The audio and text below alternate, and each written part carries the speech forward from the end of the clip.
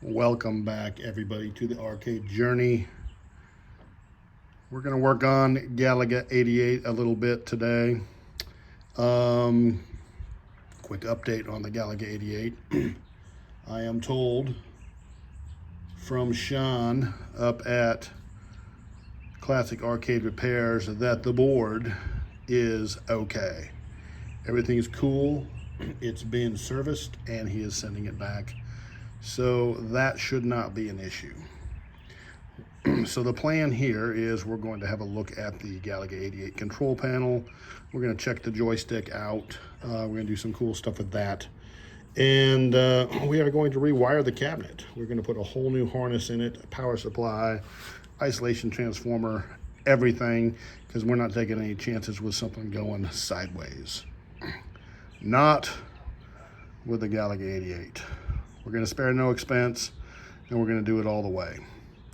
So, yeah, and we've got a couple of other projects that, I don't know if we'll get to that or not. But if we don't get to it today, we'll get to it soon. We'll fill you in on two other projects that are in the works right now. So here's the control panel of the Galaga 88. We took it out and we took the joystick out. Here's the original Atari logo joystick. And as you can see, it has the Atari logo, hence the name, the Atari logo joystick. And you can see this one they make two versions of this from my understanding. This one uses micro switches, okay? And you can see how it works. I mean, it's pretty straightforward. You know, it goes around, hits the switches. It's an 8-way. If you run it over here, I mean, it'll hit, actuate two of the switches at the same time for a diagonal type. See how it does that? Diagonal type of deal. Now, here is another Atari logo joystick. This one is out of the Gauntlet, which we replaced with Groovy Game Gears, which frankly are way better. And this one's different. This one uses leaf switches. These that were in the Gauntlet were shot. They wouldn't do, well, sort of, maybe kind of, you could get them to go diagonally, but they just have so much wear on them. So that's one reason I replaced them. The one with the micro switches, which we are going to replace, is different. Probably not going to be an issue, but if I can get them both up here together side by side, it's very interesting to see that same era, same basic idea, but they did micro switches on one, leaf switches on a different one. So what I thought we would do was just take this one apart. You can kind of see down inside of here, it's a little ugly. We're going to give it a good cleaning, make sure everything is cool on it. It feels fine, and frankly, when I played it, it was fine. But we are going to put new micro switches on it and clean it up really good, and so it'll be super deluxe, big, thick, heavy, ready to go. So let's go ahead and pop the bottom of this thing off and see what we're dealing with. So those 4 screws come right out, and that piece comes off, and then this piece here comes apart like so. Pretty straightforward. Okay. I'm looking at it just to make sure I see where everything is, because I'm doing this one-handed for the sake of my cinematography. See, that piece just fell out. Okay. That's kind of a rubbery ring right there. It's in really good shape. Okay. So that's how that piece goes in there. That is a roll pin. Obviously, you need to press it out. There's a little bit of grease on there, which is probably a good idea. Pretty clean on that side. Okay. Let's get down in here to the nitty-gritty and see what we need to do. Okay, so as you can see, it needed a little cleaning there. It is greased up inside. We're going to put some new grease in there. I didn't take that pin out just because for fear of bending it, breaking it, not being able to get it back in. Plus, you can kind of push on this, and you can get right up in there and clean it real good. So I cleaned it out pretty good. I'm going to put some more lithium grease in there, just a little bit, and make it really super happy. It's interesting to kind of look at the design of these things, you know, and you have to remember, when they built this stuff, they didn't really intend it to us to be playing with it 40 years later, but here we are. So, like, you look at how this is designed. It's got this big Gatmoshes Crater Maximus Grand Canyon thing going on there. That's just like the perfect place to catch all kinds of Duke. Where we put that other one at? Look at this. For example, look at this one.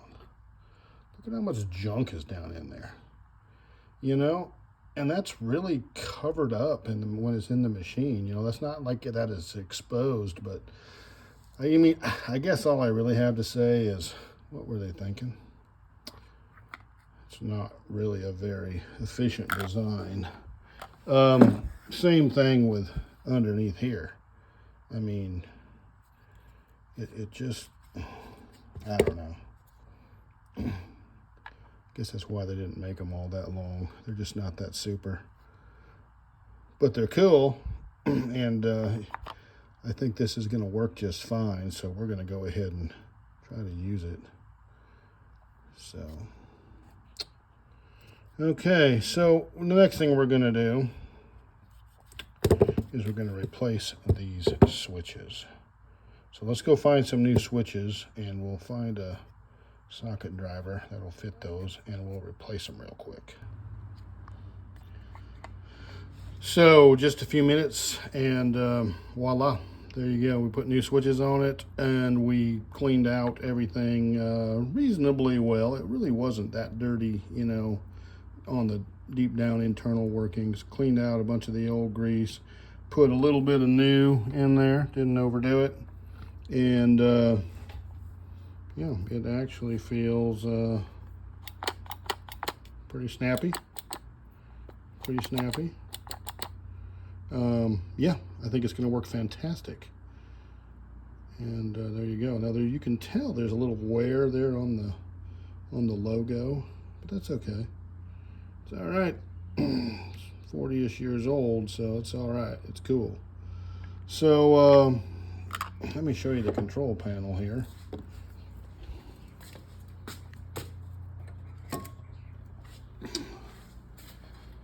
That we ran into here. You got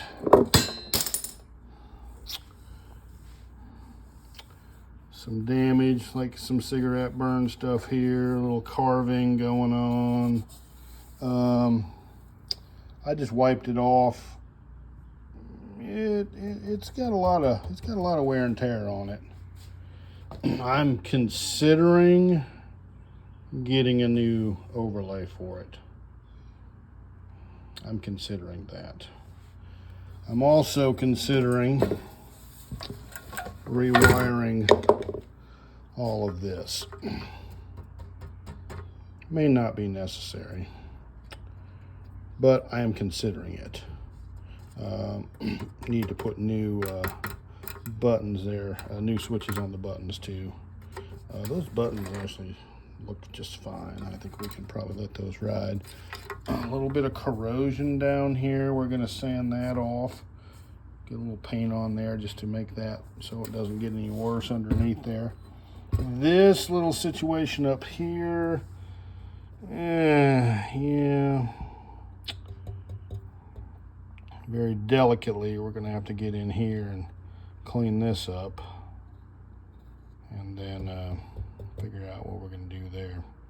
The joystick, actually, the way this thing is built, which is actually very convenient. Check this out. You don't have to take it apart to put it on the deal. So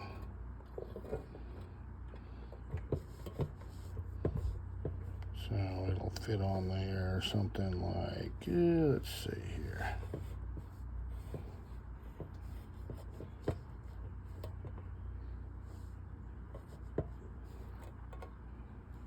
Something like that. Not quite lined up just perfect yet, but that's the idea.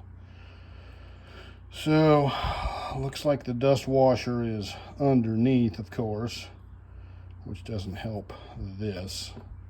So we're gonna have to figure out how to do something with this cosmetically. I don't really like the dust washers on the top anyway, if I can get away with it.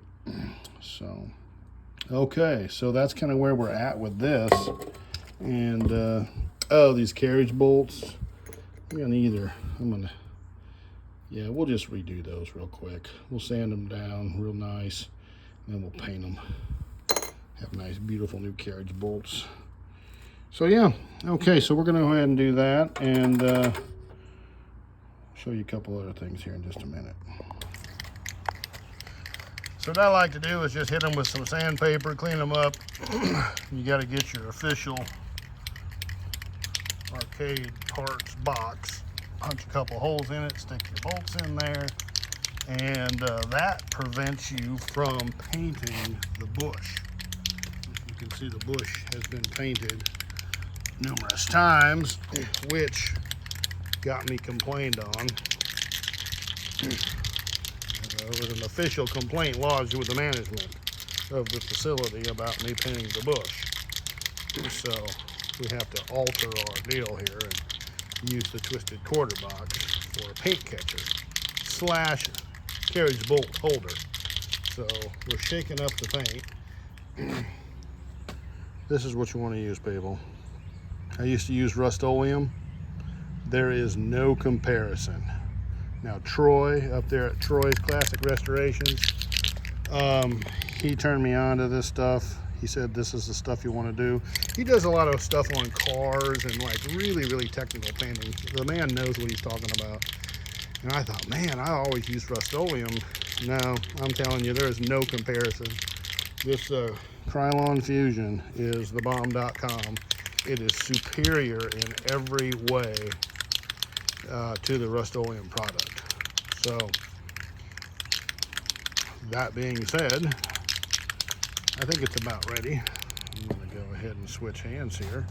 And we're going to paint these beautiful Atari carriage bolts. See a little test spray right over here? Oh yeah. Okay, here we go. A little over there. A little over there. Make sure we get all the sides. Boom, done just like that. We'll let them sit for a little bit. Now this stuff dries relatively quickly, and it just covers so well. And I painted a bunch of furniture with it too, and I'm telling you, it is so much better, so much easier to use, and the end result is just so much better. So when we get to touching up the control panel and stuff, we'll use this stuff as well. So, all right, let's go see what else we can figure out.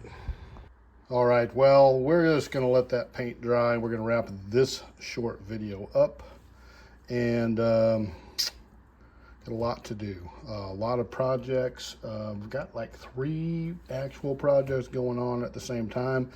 And I think in the next video, I'm still waiting on a few things to get in. And once I get everything, I'll kind of lay it all out, and I'll show you what the projects are. One of them is really, really cool.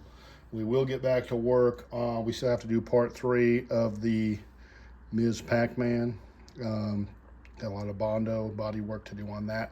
We will get back to that, but we've just gotten distracted, and we've been working 60-ish hours a week. And it's been super busy, and I just haven't really had time to do much of anything. So with that, thank you for checking this out with me.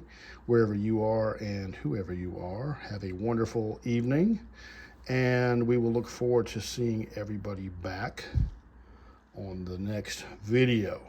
Take care of your people, and we will see you then.